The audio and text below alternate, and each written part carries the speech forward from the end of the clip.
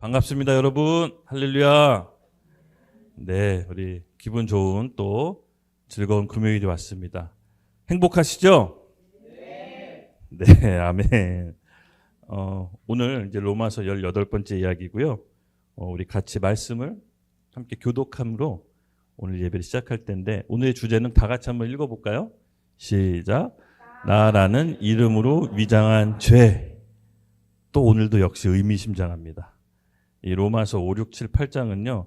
죄에 대해 실체에 대해서 계속해서 바울이 이제 설명하고 있는데, 이 로마서를 우리가 할 때 우리 내면이 기도를 많이 해야 돼요. 왜냐하면 실제로 정말로 이 말씀 5, 6, 7장을 할 때마다 이런 일들이 벌어져요, 우리 가운데. 그래서 하나님이 몸소 체험해서 이 말씀이 단순히 머리로 깨닫게 하는 것이 아니라 우리 피부로 와닿게 하려고 이 말씀 우리 이끌어 주시는 것 같아요. 이 말씀 이 5, 6, 7, 8장 할 때마다 그래요, 진짜로. 그래서 참 신기해요. 그래서 여러분 영 안에서 우리가 기도하면서 이 말씀을 잘 따라가 보도록 하겠습니다. 네, 우리 같이 제가 먼저 읽고 교독하도록 하겠습니다. 그런즉 우리가 무슨 말을 하리요? 율법이 죄냐? 그럴 수 없느니라. 율법으로 말미암지 않고는 내가 죄를 알지 못하였으니 곧 율법이 탐내지 말라 하지 아니하였더라면 내가 탐심을 알지 못하였느니라.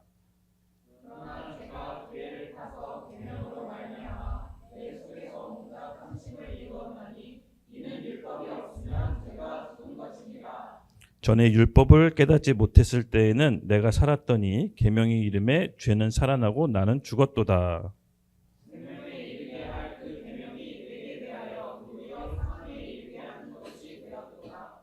죄가 기회를 타서 계명으로 말미암아 나를 속이고 그것으로 나를 죽였는지라.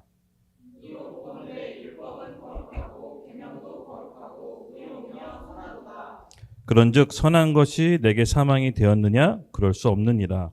오직 죄가 죄로 드러나기 위하여 선한 그것으로 말미암아 나를 죽게 만들었으니 이는 계명으로 말미암아 죄로 심히 죄되게 하려 함이라.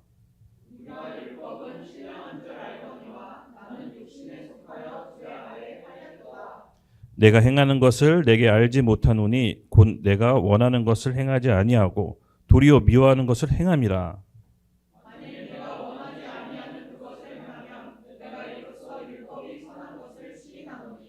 이제는 그것을 행하는 자가 내가 아니요 내 속에 거하는 죄니라.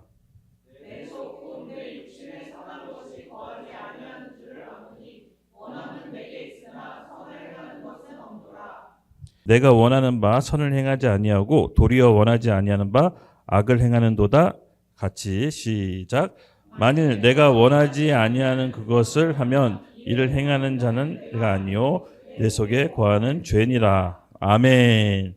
기도하겠습니다. 하나님 아버지 감사합니다.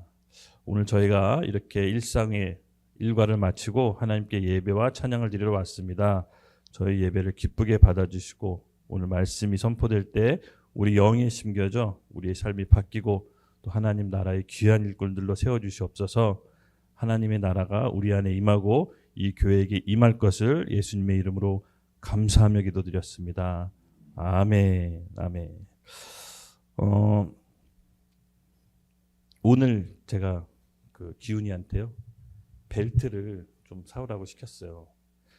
그저께인가요? 벨트가 탁 끊어졌거든요. 그래서 영적으로 좀 해석해봤어요. 이게 뭔가 결박이 풀리나? 뭔가 결박이 풀렸는데 예언적으로 하나님이 날 자유케 해주시는구나. 그래가지고 벨트가 없어가지고 애들이 끼는 벨트 있잖아요. 그걸 임시로 이렇게 해서 오늘 기훈이한테 벨트 좀 비슷한 걸로 원래 내가 차던 걸로 했는데 벨트를 갖고 왔어요. 근데 세상에 벨트가 짧아요. 그래서 억지로 한 계단 딱 꼈는데 내 예상과는 전혀 다르게 하나님은 더 조여주시더라고요. 이 정도까지 뱃살을 빼야 되는구나라고 제가 알게 됐습니다. 이건 결박이 풀린 게 아니라 뱃살을 줄이라는 의미였구나. 근데 벨트를 딱 조이는데 허리가 단단한 느낌이 들면서 뭔가 좀 강해진 것 같아요. 그래서 지금 뭔가 새로운 시즌이 왔구나. 그 벨트가 한 3년 맸었거든요. 옛날에 휴게소에 가서 그냥 샀었는데 헌 벨트가 끊어지고 새 벨트로 하나님이 채워주셨는데, 우리 허리띠는 뭐죠? 성경에서 진리의 허리띠, 말씀으로 더 단단히 세워서 살도 빼고 말씀으로 더 강력하게 임해야겠다라는 감동이 들었습니다. 제가 이제 말씀을 이렇게 준비하고 하다 보면요, 참 신기하게 제 그 20대, 30대 모습이 많이 떠올라요. 30대 초반이었어요. 제가 이제 경험했던 거, 그리고 말씀을 통해서 조금씩 믿음의 순종의 삶을 살았던 것들을 노트로 이렇게 적어놓은 게 있거든요. 그래서 여러분 한번 보여주려고 이렇게 한번 가지고 왔는데, 이게 보니까 31살 때부터 말씀 읽고 영감 받은 걸 그대로 실천했을 때 어떤 일이 있는지, 이렇게 제가 설교 시간에 한번 얘기한 적이 있죠. 그런 것들을 다 모아놨는데 집에 보니까 한 10권 더 있고, 여기 제 사무실에 보니까 한 이 정도 있습니다. 그래서 설교 준비할 때 이거를 지난날 이렇게 과거를 회상하면서 많이 보거든요. 근데 이걸 준비하면서 보면서 느꼈던 점이 뭐냐면은, 내 밑에 후배들, 그리고 우리 교회에 있는 청년들에게는 내가 겪은 그런 실패와 리스크를 최대한 겪지 않게 해줘야겠다, 이런 마음이 있어요. 그래서 이제 이런 것들을 이제 제가 모아놓은 거를 이제 설교 시간에 해드리는 겁니다. 그래서 아마 여러분에게 피가 되고 살이 되지 않을까 싶어요. 이제 지난 날 이렇게 생각해 보면은 참 어리석은 일도 많았었고, 또 하나님 앞에서 잘한 일도 있었습니다. 근데 그런 것들을 한번 이렇게 정리해 보는 게 굉장히 중요할 것 같아요. 여러분도 올해 한번 정리해 보세요. 나이에 상관없이 지나온 삶에 대해서 한번 정리하는 게 필요할 것 같아요. 정리하다 보면 새롭게 깨달아지는 것도 있고, 하나님께서 가야 될 방향을 이상하게 다시 한번 알려주세요. 네. 그래서 제가 이제 그런 거 정리했는데, 오늘은 몇 가지 좀 말씀드릴게요. 이거는 어떻게 보면 성경적인 내용은 아닐 수도 있지만 세상 살아가는 지혜일 수도 있어요. 제가 이제 사업하면서 여러 가지 일을 겪으면서 그때 실패했던 것도 적어놨어요. 왜 실패했지? 그리고 꼭 사람은요, 실패했던 것도 반복해서 하더라고요. 그래서 그런 것들을 좀 적어놨어요. 그리고 잘했던 거 있잖아요. 잘한 것들도 체크를 해놔서 왠지 모르게 그때 당시에는 이런 것들을 잘 정리해 놓으면 나중에 쓸 수 있겠다, 이런 생각을 했었어요. 근데 아니나 다를까 이제 이렇게 교회를 하면서 설교할 때 제가 이제 인용해서 많이 하거든요. 그래서 한 5가지로 삶의 지혜, 어른분들 계셔서 너무 죄송한데 약간 삶의 지혜, 이 세상을 살아가는 처세술, 처세술이라 한번 해볼게요. 제가 크게 성공한 게 없기 때문에 성공하는 법 이렇게 하면 좀 부담스럽고, 세상을 살아가는 처세술 하면 좀 이상하기도 한데 하여튼 그런 게 있습니다.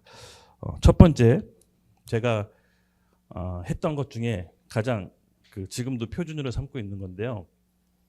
작은 일부터 하나하나 성공시키는 거예요. 그러니까 작은 목표를 정해서요, 그걸 성공시키는 성공의 맛을 드리는 게 굉장히 중요합니다. 사업 초창기에는 비전도 크고 포부도 커서 어떤 큰 계약권, 큰 것들을 이렇게 바라봤는데, 처음에 한두 건은 됐었는데 하나님께서 어느 순간부터는 그런 것들을 문 닫게 하시더라고요. 그리고 내 손에서 할 수 있는 작은 것들을 성취하는 맛을 이렇게 알게 하셨습니다. 근데 여러분, 이거 되게 중요해요. 관성의 법칙이라고 하잖아요. 성공하는 사람들도 계속 성공해요. 실패하는 사람들은 희한하게 계속 실패해요. 그래서 작은 성공부터, 내가 할 수 있는 것부터 한번 설정해 보세요. 그리고 작은 성공을 계속 맛보면 지나고 나면 어느 순간 큰 성공도 이루어져 있습니다.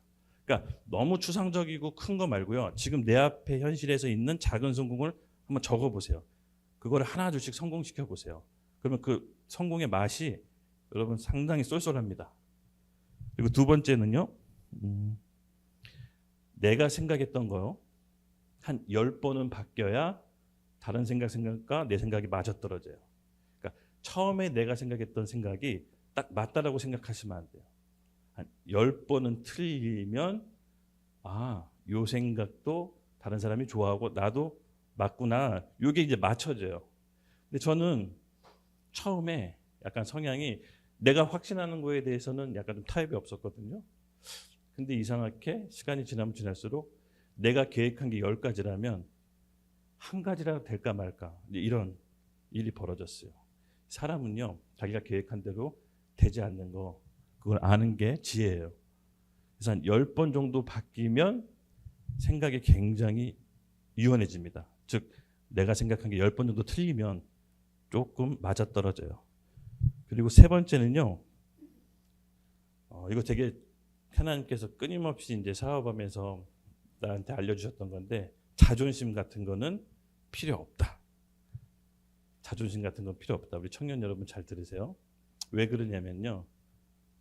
이 내가 잘 돼야 그동안 나한테 베풀어주고 호의를 베풀어준 분에게 보답해 줄 수 있어요.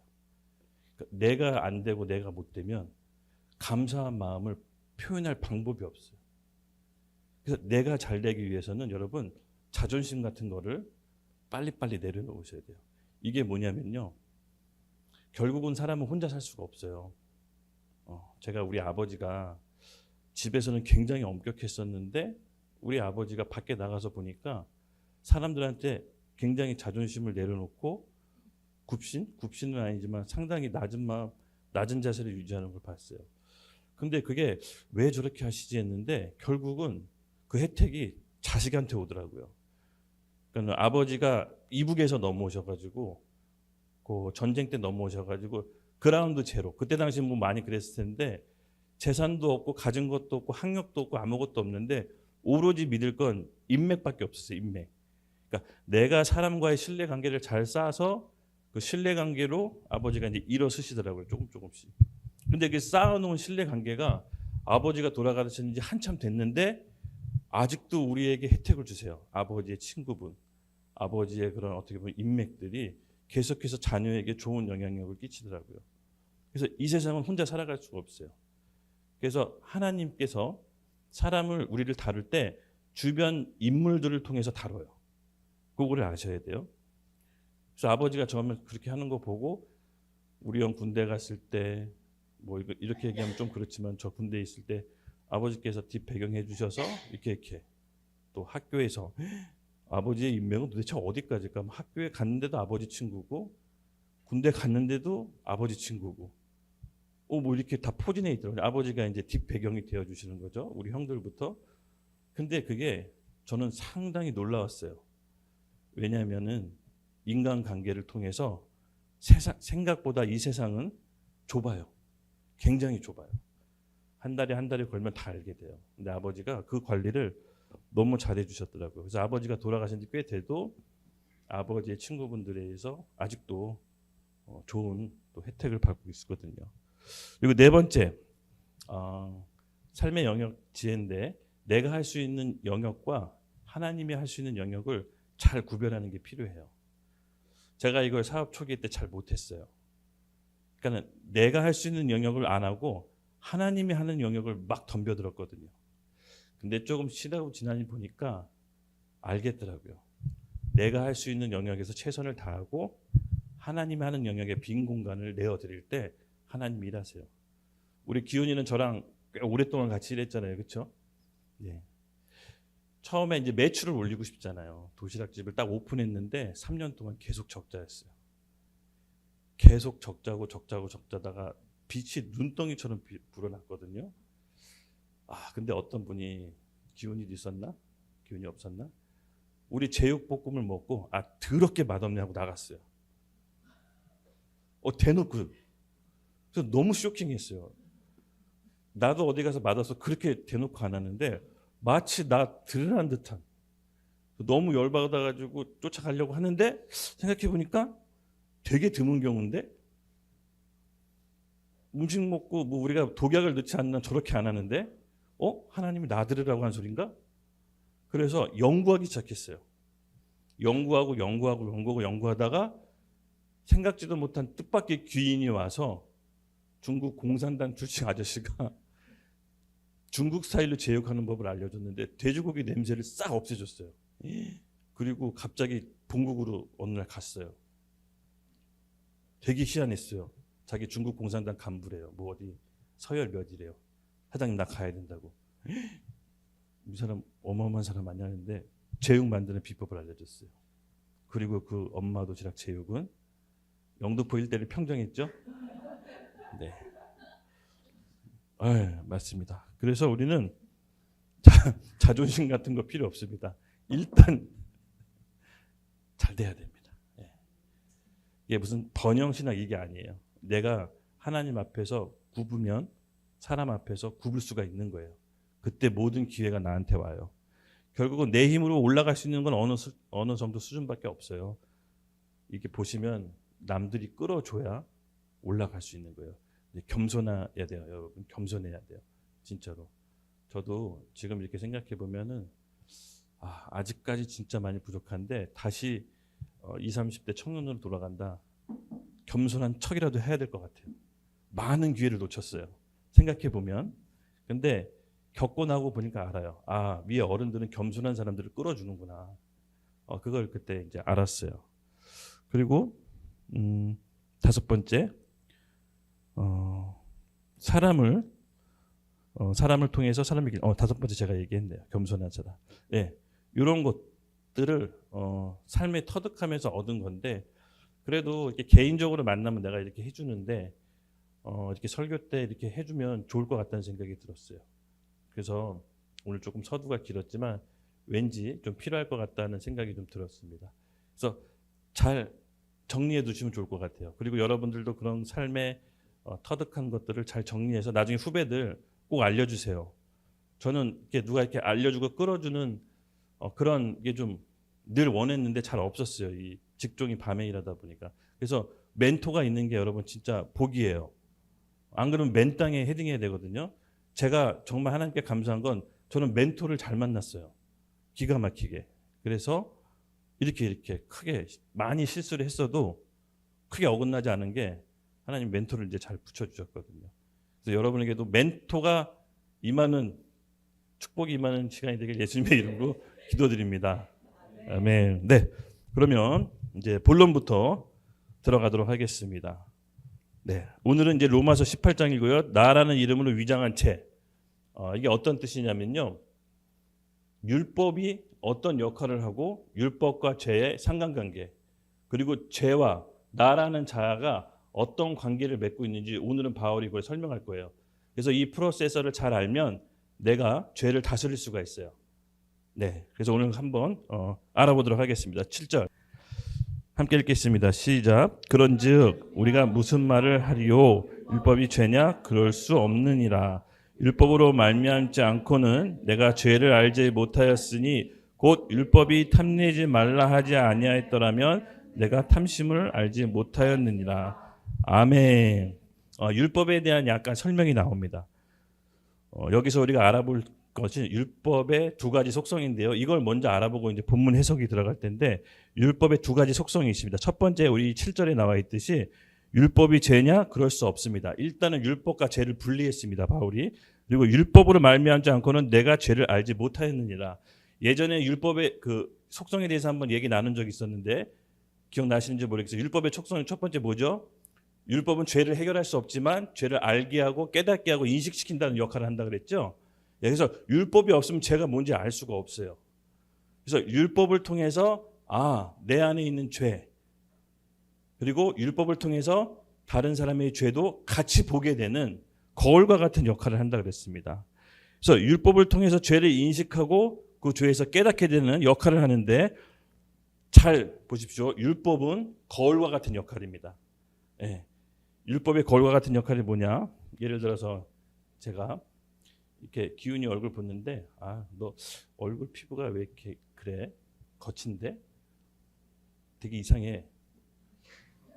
피부 관리 좀 해야 될 것 같은데? 이렇게 이제 자신만만하게 얘기했어요.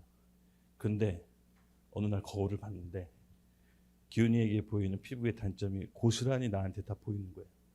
너무 깜짝 놀랐어요. 이 거울과 같은 게 바로 율법입니다. 율법이 있으면 내 죄도 보이지만 상대방의 죄도 보여요. 그래서 율법은 거울이에요. 죄를 처리할 수 없지만 내 죄, 상대방의 죄도 같이 보여요. 그래서 율법을 어떻게 쓰느냐가 굉장히 중요합니다. 그래서 자기 얼굴을 못 본 채 다른 사람의 얼굴을 보면서 피부 상태 평가하는 사람, 이 사람들이 뭐죠? 종교인. 하나님과의 인격적인 교제 없이 말씀에 의해서 종교의 관점, 지식으로 깨닫는 사람들이 이렇게 사람 피부를 판단하듯이 이제 판단해요. 그런데 우리 안에서 이 율법이 거울과 같은 역할을 하는데 내 자아, 나라는 이 자아가 어떠냐에 따라서 이 거울은 굉장히 사람을 살리는 도구가 될 수가 있습니다. 그러니까 우리의 핵심은 뭐냐? 지난 시간에도 얘기했지만 결국은 혼의 싸움이에요. 혼, 내 자아. 그러니까 자아가 나라는 자아가 건강하느냐에 따라서 말씀을 온전히 받아서 다른 사람과 나를 살릴 수도 있고요. 자아가 건강하지 못하면요, 그 율법을 통해서 다른 사람을 정죄하고 판단하고 자기 또한 파괴하게 됩니다. 이 신비한 하여튼 이 신비한 게 바로 율법이에요. 하나님은 그렇게 율법을 주심으로써 우리 스스로의 죄도 알게 하고 상대방도 죄도 알게 합니다. 굉장히 중요한 포인트인데 이 야고보서 1장 23절에서 25절 같이 읽겠습니다. 시작.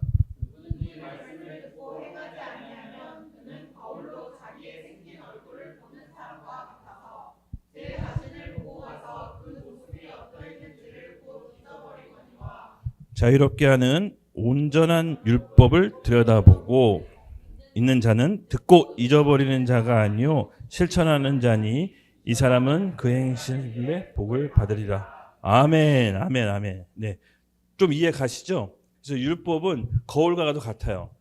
그래서 율법을 안다라는 것은 죄를 알게 되고 인식하게 되고 상대방 죄도 보이고 내 죄도 보이게 됩니다. 마치 이게 거울과 같은 역할을 합니다. 그리고 둘째, 그 율법의 속성이 있습니다. 혹시 기억나세요? 율법의 속성 두 번째. 율법은 하나님의 은혜를 알게 하는 징검다리 같은 역할을 한다 그랬어요. 그렇죠? 그래서 은혜가 무엇인지 알기 위해서 징검다리 역할로 율법을 하나님이 쓰세요. 그래서 은혜는요, 두 가지 그 방면이 있다 그랬어요. 첫째, 은혜는 주는 사람이 아무 조건 없이 대가 없이 값 없이 일방적으로 베풀어요. 근데 여기서 중요한 거는 은혜 받는 사람이 중요해요. 은혜 받는 사람이 그게 은혜인 줄 알기 위해서는 은혜 받는 사람의 마음의 상태가 굉장히 중요해요. 내가 큰 맘 먹고 기훈에게 은혜를 베풀었어요. 근데 받는 사람이 받을 만한 마음의 준비가 안 돼 있어요. 그러면 주는 사람도 무색하고 받는 사람도 부담스러워요. 반드시 은혜는 받는 사람도 준비가 돼 있어야 돼요. 그래서 그것을 은혜인 줄을 알아요. 그래서 여러분 구원을 얻을 때 하나님께서 은혜로 값없이 주잖아요. 근데 이게 지식이 아니에요. 내가 율법의 말씀을 지키려고 애쓸 때 지키지 못한다는 걸 깨닫는 사람에게 하나님이 은혜로 주시는 게 알게 하시는 거예요. 그러니까 말씀의 공식처럼 내가 예수 그리스도를 마음으로 믿고 입으로 고백해 구원 얻는다. 이런 공식에 의해서 영적인 구원이 있는 게 아니라 처절한 삶을 통해 하나님의 말씀을 지키고 애쓰다가 자꾸 죄에 걸려지는 넘어지는 자기 모습을 보면서 은혜가 뭔지 비로소 깨닫게 되는 거예요. 그래서 은혜 주는 사람은 일방적이에요. 하나님의 주권이에요. 은혜 주는 사람은요, 은혜 받는 사람이 어떤 행위나 선이나 뭐 지식의 차이 상관없이 그냥 베풀어 주세요. 근데 은혜 받는 사람이 마음의 준비가 안 돼 있으면요, 하나님의 은혜도 값없이 여겨요. 이게 좀 굉장한 신비입니다. 그래서 은혜 받는다라는 거는 여러분 굉장한 특권입니다.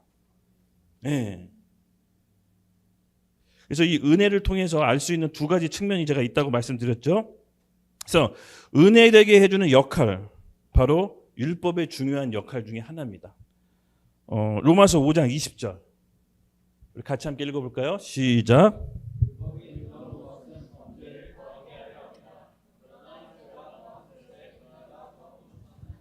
아멘. 이 말씀 갖고 한때 굉장히 오랫동안 씨름한 적이 있어요. 어떻게 율법이 들어왔는데, 말씀이 들어왔는데 죄를 범하게 되지 더? 근데 신기하게 그 다음 구절에는 그것이 더 은혜가 넘친대요. 한참을 씨름했는데 이거는 내가 지식으로 깨달아 알 수 있는 게 아니라 하나님께서 제 삶을 통해서 알게 해주시더라고요. 말씀을 지키려고 하면 지킬수록 말씀이 잘 지켜지던가요? 아니에요. 이게 되게 희한하게 방해가 있어요. 분명히 방해가 있어요. 말씀을 지키려고 하는데 더 말씀 지키기가 어려워져요. 상황과 관계 속에서. 그때 내 의지로 내 힘으로 말씀을 지킬 수 없다는 걸 깨달았을 때 하나님께서 은혜로 더해주세요. 이 과정이 굉장히 중요해요. 그래서 은혜는 갑자기 하늘에서 뚝딱 받는 게 아니라 어떤 일련의 과정을 통해서 그 은혜가 은혜됨을 알 때 진짜 그 은혜를 붙잡게 돼요. 그 은혜가 얼마나 값지고 큰지를 아는 것은 지식이 아닙니다. 믿으시죠? 아멘. 마틴 루터 여러분 아시다시피 우리 그 개신교회 이신칭의 교리를 만들었잖아요. 종교 개혁, 개신교를 시작한 게 된 어떻게 보면 큰 거장인데 그분이 이신칭의 교리 오직 믿음으로 구원받는 그 교리를 만들기 전에 단순히 저 사람이 하늘로부터 뚝딱 이 말씀이 계시가 임해서 우리에게 이 말씀을 줬구나 그게 아니에요. 그의 삶을 보면요. 하나님 말씀을 이루기 위해 처절한 몸부림이 있었어요. 그럼 거룩하게 살려고 카톨릭 사제로 들어갔어요. 죄를 안 지으려고 수도원에서 살았어요. 그리고 어느 날 로마로 출장을 가게 됐어요. 근데 그 로마에 여러분 알다시피 이탈리아에 성 베드로 성당이 있는데요. 속설이 뭐였냐면은 무릎으로 그 계단을 올라가면 구원을 얻는다는 속성이 있었어요. 근데 마틴 루터가 무릎으로 그 계단을 오르다가 무릎이 탁 까지고 피가 나고 힘들었어요. 그때 이신칭이 교리를 얻어요. 우리가 잘 알듯이 로마서 1장 17절 같이 한번 읽어볼까요? 시작. 복음에는 하나님의 의가 나타나서 믿음으로 이르게 하나니 기록된 바 오직 의는 믿음으로 말미암아 살리라. 그의 삶 전체가 의롭게 살고 싶고 거룩하게 살고 싶은 그 몸부림 가운데 하나님은 내 노력과 힘으로는 절대 구원받을 수 없다는 걸 깨닫고 저 말씀이 임한 거예요. 그러니까 우리가 이 은혜를 은혜로 알기 위해서는 여러분 이거는 환상이나 어떤 기적이 아닙니다. 하나님 앞에서 말씀을 지키려고 애쓰는 마음이 있어야 돼요. 다 지킬 수는 없지만 그런 마음이 있어야 돼요. 하나님은 그 마음을 우리 보십니다. 그리고 구약시대 율법은 다 지켜서 의롭게 될 수 있습니다. 아시죠? 구약시대 율법은 약간 빡세요. 다 지켜야 의인으로 인정해줘요. 근데 여기서 중요한 건 하나님이 우리가 다 지킬 수 없다는 걸 아세요. 아까도 얘기했지만 그럼에도 불구하고 율법을 주셔서 지키라고 하셨어요. 왜 그러셨을까요? 아까도 얘기했지만 율법은 징검다리 역할이 있어요. 내가 내 힘으로 지킬 수 없다는 걸 알아야 하나님의 구원의 은혜가 얼마나 큰지를 깨닫게 돼요. 그래서 구원의 그 구약시대의 율법은 어떻게 보면은 너무 힘들고 빡센데 그래도 우리 신약시대에 사는 게 더 좋겠다. 아니에요 여러분, 천만에요. 어떻게 보면요 신약시대가 더 어려울 수도 있어요. 신약시대는요 구약의 율법을 폐해진 게 아니에요. 구약의 제사법, 예수 그리스도의 십자가의 죽으심 후 부활하심으로 그 복잡한 죄에 대한 사안 제사법이 없어진 거지 구약에 대한 율법 전체가 없어진 게 아니에요. 구약의 율법에 대한 것도 지켜야 되지만 마음으로 짓는 죄까지 지켜야 된다는 게 예수님의 명령이에요. 율법도 지키고 마음도 지켜야 돼요. 신약이 결코 허술한 게 아니에요. 그러니까 어떻게 보면요 율법의 기본 정신은 없어진 게 아니에요. 하나님과 만나는 길을 예수님께서 다시 여신 거지 율법을 없앴다라고 생각하시면 안 됩니다. 그래서 우리는 이 율법에 대한 소중함이 있어야 돼요. 말씀에 대한 소중함. 그래서 처절한 우리 하나님에 대한 사랑, 말씀을 사모하는 마음 다 지킬 수는 없지만 지키려고 하는 그 애쓰는 마음에 하나님의 은혜를 알게 하시는 거예요. 믿으시죠? 그래서 우리 은혜를 계속 구합시다. 사실은 하나님의 은혜가 아니면 우리 아무것도 할 수 없는 존재예요. 제가 요새 그것도 많이 느끼지만은 정말 하나님의 은혜를 더 사모하게 되더라고요. 시간이 지날수록 어떤 뭐 돈이나 성공이나 이거보다 정말 하나님의 은혜를 구하게 돼요. 조금 나이 드니까 여성 호르몬이 나와서 그렇지 그냥 길 가다가 죽는 사람들 많잖아요. 교통사고에 치여서 죽거나 이유 없이 죽거나 맞아 죽거나 사고로 죽거나 그런 거 보고 이렇게 살아있고 사랑하는 사람들 만나고 교회가 있고 서로를 돌보줄 공동체가 있고 함께해서 고민을 나누고 기도하고 응답받는 이 사랑하는 몸된 교회가 있고 내가 사랑하는 사람하고 말할 수 있고 내 옆에 있는 사람이 있고 이거 자체가 거저 얻을 수 있는 게 아니에요. 내 옆에 당장 소중한 것들을 잃어버리고 감사를 잃어버리면요 사람은요 망하는 길로 가게 돼 있어요. 감사를 잃어버리고 입에 불만 불평이 나오는 순간 망하는 길로 가게 돼 있어요. 그래서 우리는 지금 갖고 있는 이것들이 아무것도 거저 받을 만한 이유가 우리 삶에 없어요.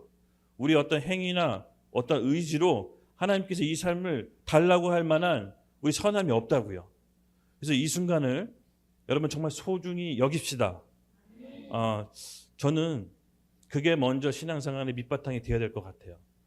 그럴 때 하나님께서 은혜 받을 만한 마음이 준비된다고 믿습니다. 네. 그래서 하나님의 은혜 받음으로써 은혜로 우리가 하루하루를 살아가도록 늘 기도하며 나갑시다. 그래서 율법은 은혜의 징검다리 역할을 합니다. 그래서 율법의 속성 두 가지를 제가 정리할게요. 율법은 죄를 알게 하는 거울의 역할이 있고 또 하나님의 은혜를 알게 하는 징검다리 역할이 있다. 이제 요거를 장착하시고 오늘 말씀 본문을 해석하는 거예요. 아셨죠? 그래서 8절 9절 읽겠습니다.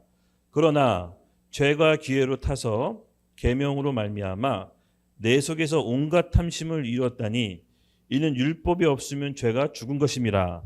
전에 율법을 깨닫지 못했을 때에는 내가 살았더니 계명이 이름에 죄는 살아나고 나는 죽었도다. 아멘. 8절에 이렇게 얘기합니다. 죄는 율법의 생김으로 기회를 타서 사람을 죽음에 이르게 하는 치명적인 일을 한답니다. 그러니까 죄는요 아주 교묘해요.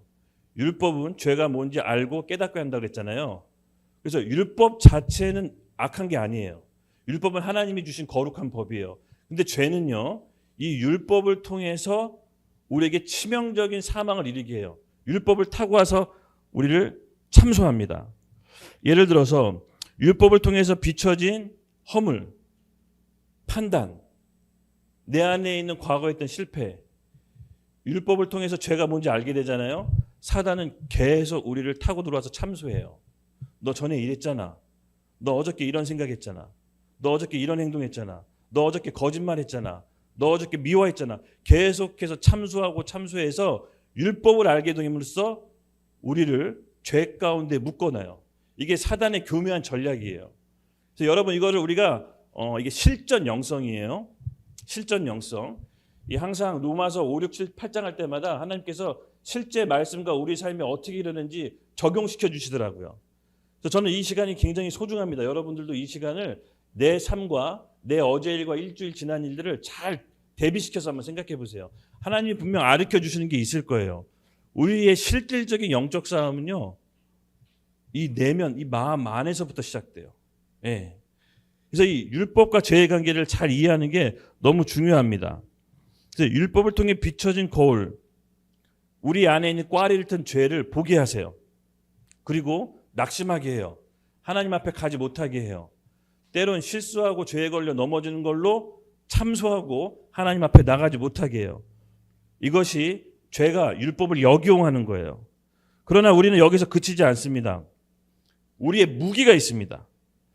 만약에 죄가 우리를 통해 율법을 통해 우리를 참소한다면 여러분 어떻게 하실 거예요? 어떻게 하실 거예요? 그냥 그 참소에 당하실 거예요? 예수님의 보혈로 나가는 게 구체적으로 뭐예요? 그냥 뭐야 하고 나가면 돼요? 어떻게 해야 돼요? 아멘, 아멘. 우리의 유일한 무기가 있습니다. 제가 이거 되게 중요한 여러분 다 아시지만 중요한 얘기인데 성령의 검, 사단의 말씀이 우리를 참소하고 과거의 기억을 들춰내서 나의 연약함을 들춰내고 내가 하나님 앞에 자격이 없다고 했을 때 말씀으로 대적하는 거예요. 이게 얼마나 중요하냐면 과학적으로 증명이 됐어요. 내가 입으로 고백한 게 내 뇌에 전달해서 내 행동을 이끌어요. 하나님이 사람을 창조한 영적인 질서가 영은 혼을 정복하게 돼 있고 혼은 육을 다스리게 돼 있어요. 그래서 영을 깨우는 게 말씀을 내가 내 입으로 고백할 때 혼의 생각이 바뀌고 몸을 이끌어요. 그래서 초대교회 교부들은 이걸 너무나도 잘 알았기 때문에 어떻게 싸웠냐? 시편 말씀을 고백했어요. 이게 믿음이에요. 여러분 혹시 그래 본 적 있어요? 내가 죄에 걸려 넘어지고 했을 때 말씀으로 고백해 본 적 있어요? 아멘. 이 훈련이 되셔야 돼. 사실 이 싸움이 우리의 중요한 훈련이에요. 죄에 걸려 넘어지고 실수했을 때 집에 있고 힘들어하고 눈물 흘리는 거 다른 사람한테 우리 안에 있는 걸 연민의 고민을 나누기 전에 일단 내가 정신을 차리고 말씀을 고백하세요. 그러면요 생각이 따라와요. 생각이 바뀌고 몸을 이끌어요. 이 훈련을 계속하는 거예요. 초대교회 교부들은 이걸 알았어요. 네. 정확히 인간의 메커니즘을 알았어요. 사람을 어떻게 다루어야 되는지 창조 질서를 알고 있었어요. 그래서 우리가 교회에서 매일 믿음의 말씀 고백하잖아요. 그렇죠? 시편 말씀. 다 이것 때문에 그래요. 제가 왜 이렇게 막 이렇게 벼르듯이 얘기하냐? 하도 많이 사탄한테 당해서 알고 또 당하고 알지만 상황 펼쳐지면 또 당하고 100번, 1000번 그렇게 계속 걸려 넘어지고 난 다음에 내렸던 결론, 내 생각, 내 감정, 내 의지 믿지 않는다. 무조건 말씀 고백한다. 이게 싸우잖아요. 대적 안 하고 무조건 말씀 고백해요. 내가 맞는데, 내가 옳은데, 한번 내가 옳은 거 주장하고 싶은데 그냥 말씀 고백해요. 이 지점에서 싸움이 시작돼야 됩니다. 별거 아닌 것 같은데요. 굉장히 중요한 포인트입니다. 이 싸움에서 누적되고 승리한 사람은요, 10년 후의 삶이 달라지고 20년 후의 삶이 달라집니다. 그래서 이 말씀의 고백은요, 왜곡된 내 자아, 내 혼이 죄에 반응하지 않게 죄와 연결을 끊게 하는 힘이 있어요. 인준아, 조금 힘을 내. 조금 힘을 내. 흐리멍텅한 표정 짓지 말고. 난 열변을 토하고 있는데. 미안해요. 근데 인준이한테 필요할 것 같아서 그랬어요. 네. 대단히 중요합니다.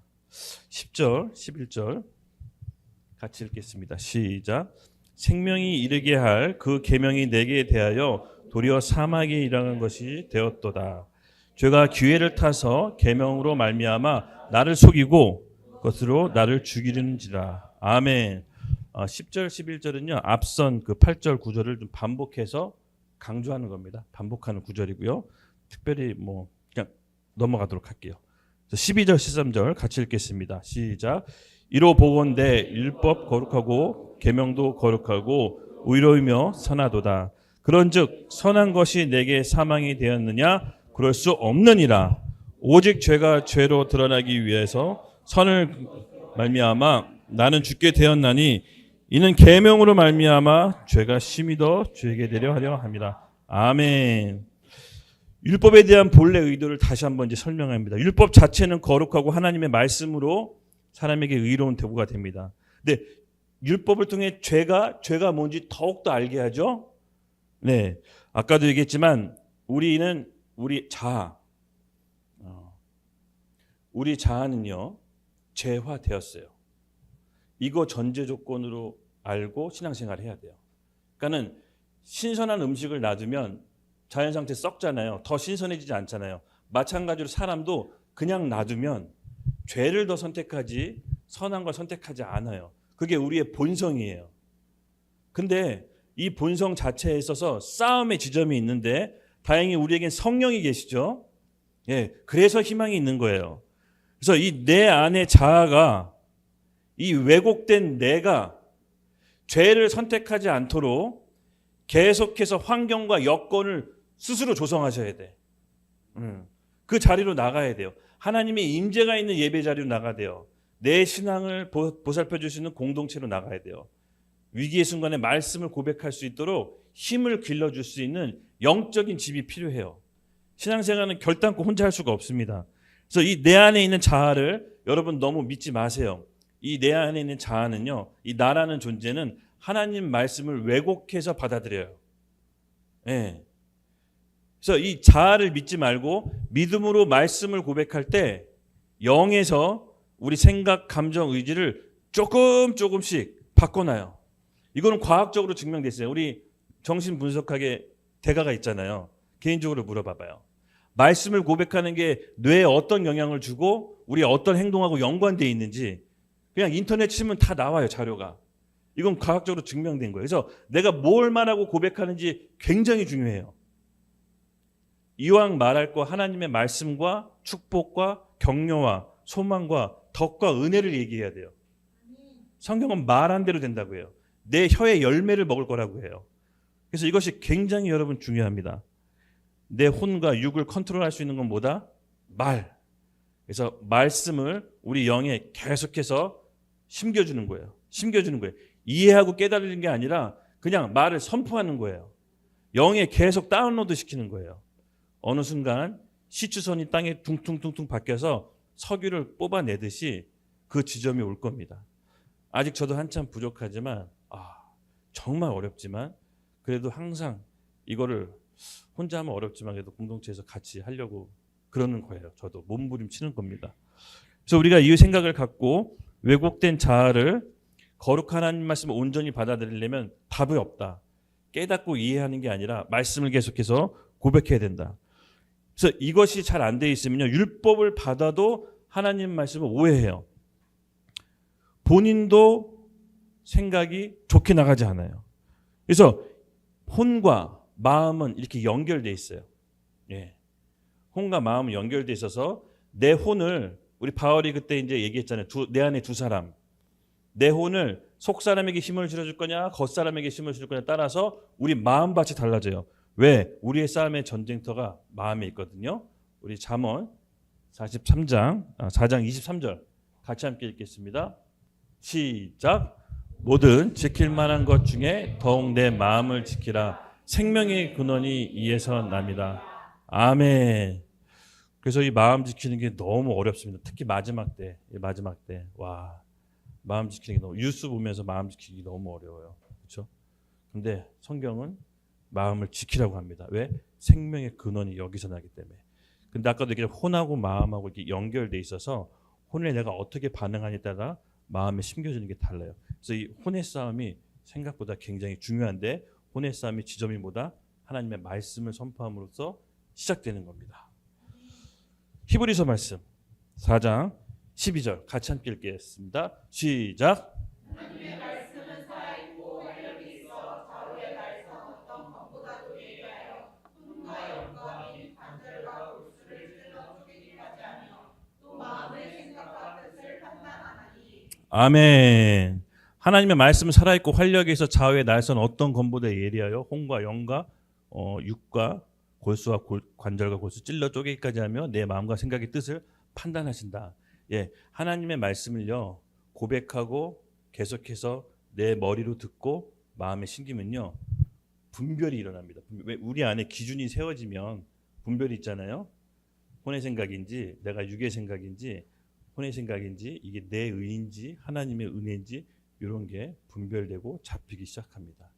예, 같이 해보는 거예요. 하나님의 말씀은 진리이십니다. 아멘.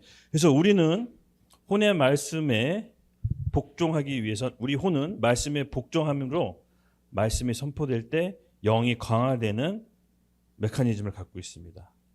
그래서 우리 안에서 말씀 고백하는 훈련을 계속해서 포기하지 맙시다. 아직 1년 다 안 지났습니다. 시간 남아 있습니다. 14절에서 15절 함께 읽겠습니다. 시작. 우리가 율법은 신령한 줄 알거니와 나는 육신에 속하여 죄 아래 팔렸도다. 내가 행하는 것을 내가 알지 못하노니 곧 내가 원하는 것을 행하지 아니하고 도리어 미워하는 것을 행함이라. 아멘. 여러분들 다 경험이 있으잖아요. 그렇죠? 내가 원하는 바, 내가 행하는 바가 있는데 내 육신은 때에 따라서 원하는 대로 가지 않고 오히려 내가 원치 않은 것을 행함으로써 내 안이 피폐해지는 경험을 많이 했습니다. 예, 우리가 이것이 정말 이 지점이 되게 중요한데요. 예수 믿고 우리가 영이 새롭게 거듭나잖아요. 근데 아직 우리 혼과 육은 옛 자와 습관과에 머물러 있습니다. 요거를 이제 인정하셔야 돼. 예, 우리가 영이 거듭나고 새롭게 거듭났다고 해서 우리 습관과 생각이 하루아침에 뚝딱 바뀌는 게 아닙니다. 그래서 우리 영이 거듭남과 함께 동시에 아까도 얘기했지만 혼과 육을 다스려야 되는 긴 세월이 남아 있습니다. 이제 이걸 신학적 용어로 성화라고 그래요. 성화. 예수님 오셔서 부활체를 입는 것을 영화라고 하잖아요. 그러니까 우리 지금 이 교회 시대 살아가는 동안 성화의 과정을 이루셔야 돼요. 이제 그 처절한 피나는 싸움을 바울이 구구절절 지금 8장까지 적고 있는 거예요. 보면 느끼죠? 계속 똑같은 얘기 반복하는 거 매번 본문 때마다. 이 바울이 이게 심각한 거예요.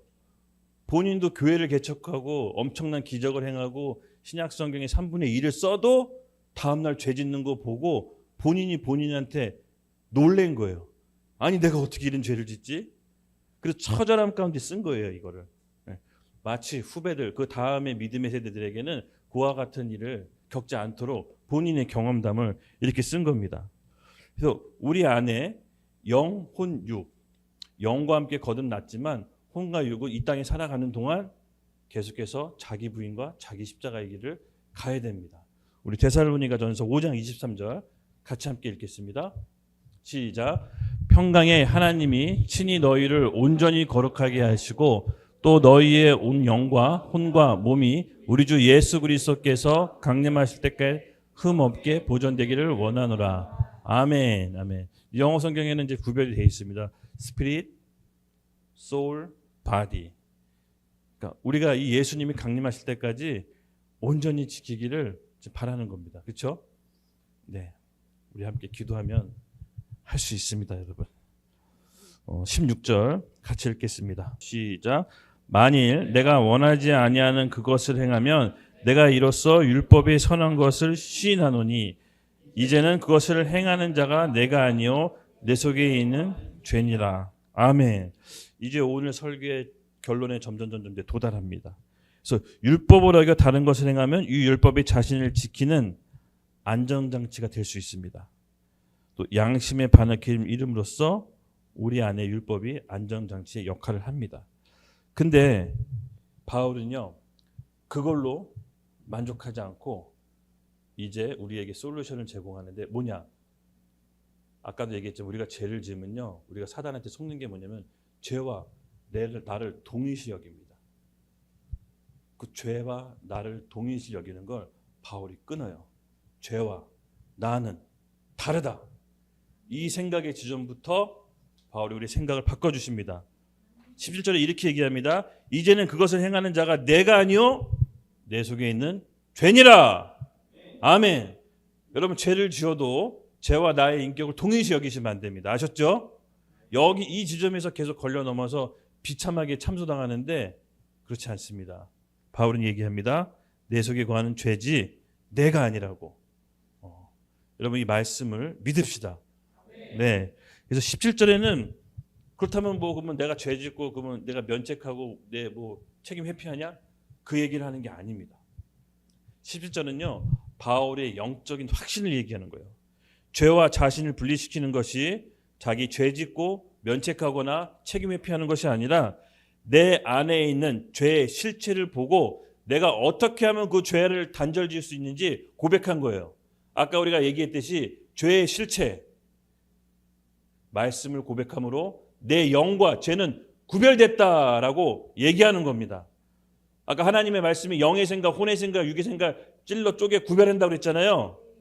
즉 내가 죄 지어놓고 면책하라는 얘기가 아니라 내가 하나님의 말씀을 고백함으로써 내 안에 진짜 꽈리튼 죄가 뭔지 알고 그 실체 때문에 죄를 멀리할 수 있고 분리할 수 있다는 거예요. 이해하셨죠? 그래서 우리가 이 믿음 안에서 달려나가는 거예요. 바울은 슬슬 이제 본인의 얘기의 결론에 도달하게 됩니다. 우리 같이 18절 읽겠습니다. 시작.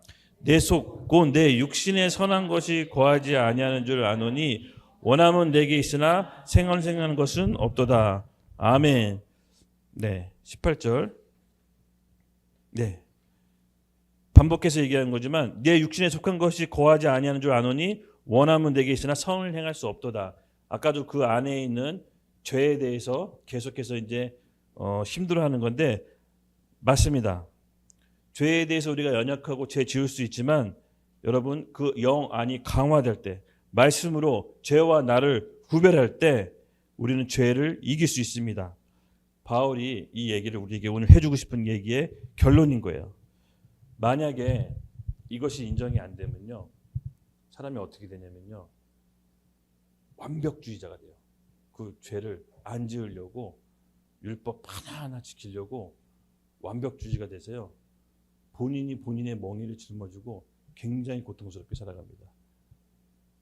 또 한 측면은요, 위선자가 돼요. 죄를 율법을 지키지 못하면서 삶과 우리의 신앙이 분리된 삶을 살게 됩니다. 그래서 우리가 이것을 정말 경계해야 됩니다. 여러분, 죄 안에 꽈리를 튼 실체를 율법을 통해 보게 된다면 그것이 내가 아니라는 생각을 먼저 가지셔야 돼요. 그 말씀의 근거로 바로 17절에 있는 것입니다. 그것을 행하는 자는 내가 아니요 내 속에 거하는 죄니라. 그래서 이 지점에서부터 우리가 말씀의 근거로 나아갑시다. 19절 20절은 이제 또 반복하는데요. 같이 말씀을 읽겠습니다. 우리 찬양팀 나오실래요? 네. 함께 19절 20절 읽도록 하겠습니다. 오늘 메시지의 결론입니다. 시작. 내가 원하는 바 선을 행하지 아니하고 도리어 원하지 아니한 바 악을 행하는도다. 만일 내가 원하지 아니하는 그것을 하면 이를 행하는 자는 내가 아니요 내 속에 거하는 죄니라. 다시 한번 반복합니다. 맞습니다. 여러분, 율법과 죄와 그리고 나라는 이 관계, 율법을 통해서 죄를 알고 인식하지만 그 죄는 내가 아니라는 거. 그래서 죄의 참수와 죄의 거짓에 넘어가는 것이 아니라 그때 말씀을 고백함으로 내 안에 있는 영을 강화시켜서 죄와 분리시키는 훈련을 하셔야 돼요. 죄는 여러분이 아닙니다. 죄와 인격은 딱 붙는 속성이 있는데 우리가 죄를 짓고 실수하는 게 뭐냐면 그것이 내가 있다라고 생각하는데 그게 아닙니다. 내 안에 죄를 분리시키십시오. 책임 회피가 면피가 아니라 내 영이 강화될 때 더 이상 죄를 가까이 하지 않을 힘이 생기는 것입니다. 바울은 그것을 얘기하는 거예요. 우리에게 그것이 이제 구별됐다고. 구체적으로 어떤 결론에 이르느냐, 갈라디아서 2장 20절 우리 같이 함께 읽을까요? 이 결론에 도달하게 됩니다. 함께 읽겠습니다. 시작. 내가 그리스도와 함께 십자가에서 못 박혔나니 그런즉 이제는 내가 사는 것이 아니요 오직 내 안에 그리스도께서 사시는 것이라. 이제 내가 육체 가운데 사는 것은 나를 사랑하사 나를 위하여 자기 자신을 버려진 하나님의 아들을 믿는 믿음 안에서 사는 그것이니라. 아멘. 이제 그리스도와 함께 십자가에 못 박혔나니 이제는 내가 사는 것이 아니라 오직 내 안에 있는 그리스도께서 사시는 것이니라. 여러분, 이 믿음이 뭡니까? 내가 그리스도와 함께 십자가에 못 박혔나니 과거의 믿음, 예수님께서 나를 위해 죽으신 그 과거의 믿음을 붙잡으라는 겁니다. 그리고 이제 내가 사는 것이 아니요 내 안에 있는 그리스도께서 사신다. 현재의 나의 믿음, 이제부터는 그리스도와 내 안에 함께 사신다. 이 믿음으로 살아가는 거고요. 내가 육체 가운데 사는 것은 나를 사랑하사 나를 위하여 자기 아들을 버리신 하나님의 아들 믿는 믿음으로 살아간다. 미래의 믿음까지. 아셨죠? 이 말씀과 믿음의 근거로 오늘 나아갑시다. 죄와 나를 분리하는 시간이 되기를 예수님의 이름으로 축복합니다. 같이 일어나면서 오늘 하나님께 그 은혜를 구합시다. 하나님 아버지 감사합니다. 갈라디아서 말씀 주셔서 너무 감사합니다. 이제는 내가 사는 것이 아니라 과거에 예수님께 나를 위해 죽으셨던 그 믿음과 함께 그리스도와 함께 내가 동행하는 현재의 믿음과 함께 앞으로 내가 믿음으로 살아갈 그 믿음 안에서 승리할 그날을 바라봅니다. 아버지 하나님, 우리 믿음으로 고백하고 기도하는 우리 모든 사람들에게 응답하여 주시고 세상이 감당할 수 없는 믿음을 허락하여 주시옵소서. 더 이상 죄와 내가 동일시되지 않고 죄를 미워하고 그리스도 안을 믿는 믿음 안에 살 수 있도록 우리 같이 함께 주여 외치면서 하나님께 도움을 구합시다. 주여!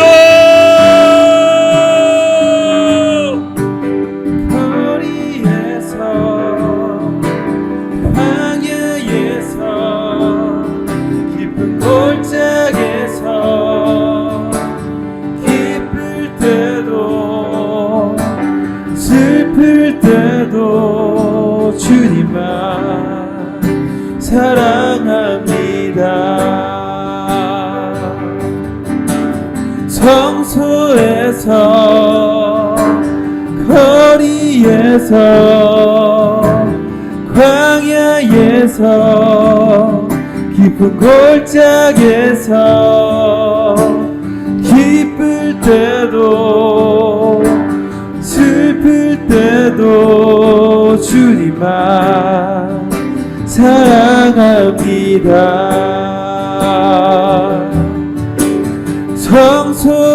성소에서 거리에서 광야에서 깊은 골짜기에서 기쁠 때도 슬플 때도 주님만 사랑합니다. 밤이 비난하시나 어제나 오늘도 영원히 주만 찬양해.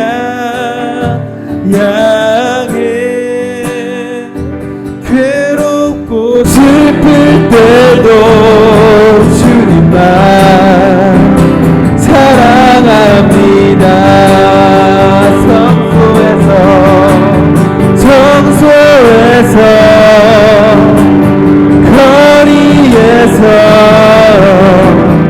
광야에서 깊은 골짜기에서 기쁠 때도 슬플 때도 주님만 사랑합니다.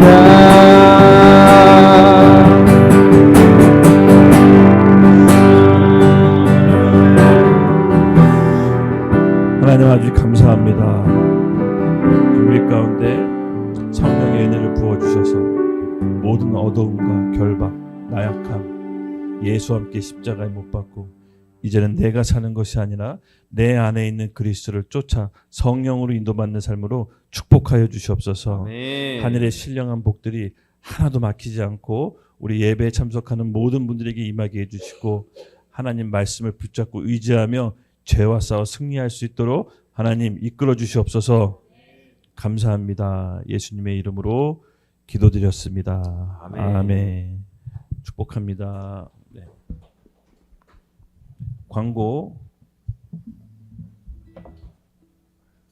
와, 기운 보라집이에요 여기 미팅이. 기운 분화 신혼집.